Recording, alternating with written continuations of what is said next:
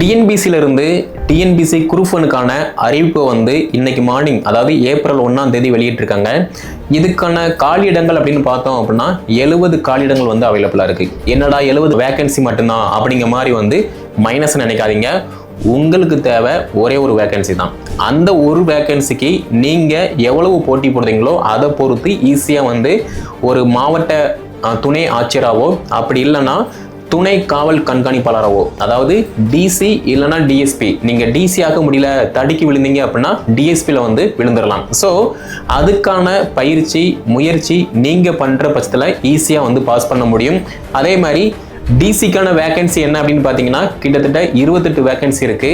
டிஎஸ்பிக்கான vacancy என்ன அப்படின்னா கிட்டத்தட்ட 7 வேகன்சி இருக்கு. ஸோ பயிற்சி பண்றீங்க, முயற்சி எடுக்கீங்க அப்படின்னா ஈஸியா வந்து பாஸ் பண்ண முடியும். ஸோ உங்க ஃப்ரெண்ட்ஸ் யாராவது நான் டிசி ஆகணும் டிஎஸ்பி ஆகணும் அப்படின்னு சொல்லி கனவோட இருந்தாங்க அப்படின்னா இந்த வீடியோ தொகுப்பை அவங்களுக்கு ஷேர் பண்ணுங்க.